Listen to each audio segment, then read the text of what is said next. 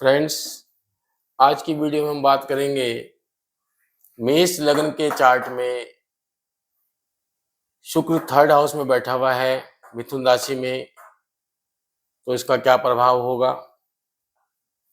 आज की चर्चा होगी। तो फ्रेंड्स, यहाँ शुक्र पराक्रम भाव में बैठा हुआ है। थर्ड हाउस पराक्रम का भाव है, छोटे भाई बहनों का भाव है और छोटी यात्राओं का भाव है। तो यहाँ बैठ करके ये अपनी 7वीं दृष्टि से 9th हाउस को देख रहा है। यहाँ से 7वीं दृष्टि होती है शुक्र की, सब एक ही दृष्टि होती है, और ये 7वीं दृष्टि से ये 9th हाउस को देख रहा है। ये भाग्य का भाव है, इसको यहाँ पे देख रहा है। ये यहाँ धनु राशि है, 9 नंबर लिखा हुआ है। तो ऐसे व्यक्ति का जो भाग्य है वो पराक्रम करने पर ही साथ देता है। उसको पराक्रम करना ही पड़ेगा अपने भाग्य का साथ लेने के लिए। ऐसा व्यक्ति अपना भाग्य पराक्रम और मेहनत के दम पे स्वयं बनाता है। थर्ड हाउस छोटी भाई बहनों और छोटी यात्राओं का और फॉर्मल कम्युनिकेशन का भी होता है।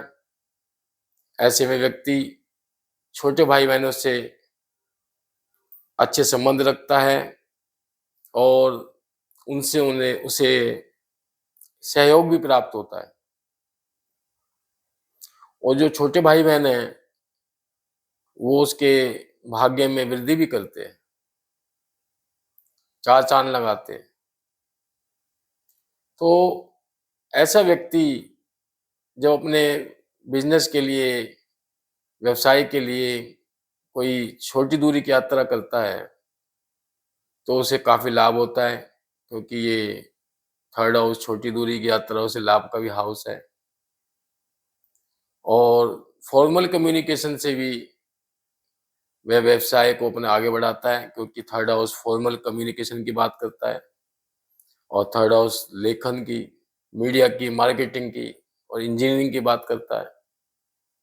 तो थर्ड हाउस से ऐसे व्यक्ति को इस तरह के लाभ होंगे और ऐसे ही क्षेत्रों में वो अपना नाम कमा सकता है, इस तरह के क्षेत्रों में प्रसिद्धि पा सकता है। अब 9th हाउस को देख रहा है, यहाँ पे थर्ड हाउस में बैठा है शुक्र, और 9th हाउस जो है पिता का भी कारक है। और तो पिता से ऐसे व्यक्ति के अच्छे संबंध होते हैं। और यहाँ पे शुक्र जो है सेकंड हाउस का और ये 7th हाउस का स्वामी है, क्योंकि ये वृषभ राशि है और ये तुला राशि है। इसका स्वामी ग्रह शुक्र होता है। तो शुक्र इन दोनों ग्रह का, दोनों हाउसेस का स्वामी है। तो 7th हाउस से हम विवाह को, पार्टनरशिप को देखते हैं और सेकंड हाउस से हम परिवार और धन को देखते हैं। तो शुक्र जो है यहाँ का भी लाभ लेगा, इन दोनों हाउसेस पे भी वो अपना नियंत्रण रखेगा और इस तरह से व्यक्ति को परिवार से, पिता से धन संपत्ति मिलती है अच्छी खासी, क्योंकि 9th हाउस को देख रहा है। तो 9th हाउस पिता का कारक है और पिता से उसका भाग्य जुड़ा हुआ है और परिवार से ऐसे में उसे अच्छी खासी संपत्ति और धन मिलता है। यदि सेकंड भाव में, यहाँ पे जैसे मैंने आपको दिखाया चार्ट में, केतु बैठ जाए,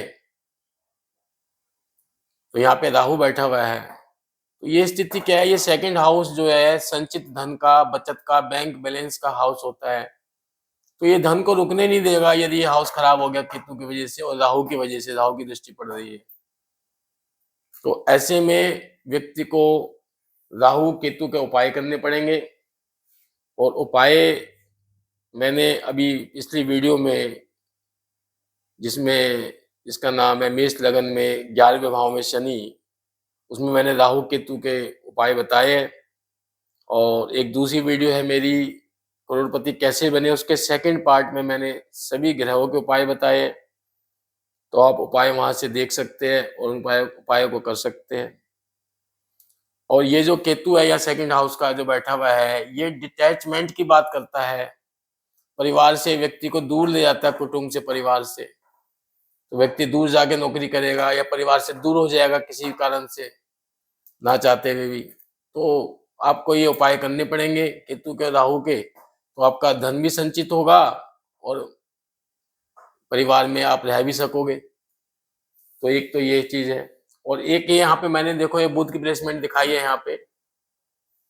अगर आपकी कुंडली में यहाँ बुध बैठा हुआ है तो यहाँ पे ये परिवर्तन योग बन रहा है, स्थान परिवर्तन योग है, ये भी राजयोग होता है, परिवर्तन राजयोग। इसमें क्या है कि जो सेकंड हाउस का स्वामी है वो थर्ड हाउस में बैठ गया है और थर्ड हाउस का स्वामी सेकंड हाउस में बैठ गया है, क्योंकि थर्ड हाउस मिथुन है, मिथुन का स्वामी बुध वो यहाँ बैठ गया है। सेकंड हाउस जो है वृषभ राशि है, इसका स्वामी शुक्र यहाँ बैठ गया, तो ये स्थान परिवर्तन हो गया है। तो ये परिवर्तन राजयोग का निर्माण यहाँ पे हो गया है और यह व्यक्ति के लिए बहुत लाभकारी और शुभकारी होता है। तो शुक्र की स्थिति यहाँ पे और मजबूत हो जाएगी। तो फ्रेंड्स, आज मैंने आपको ये चर्चा की और मैं आपसे रिक्वेस्ट करूंगा कि आप मेरी वीडियो को लाइक और शेयर करें और मेरे चैनल को सब्सक्राइब करें। नमस्कार।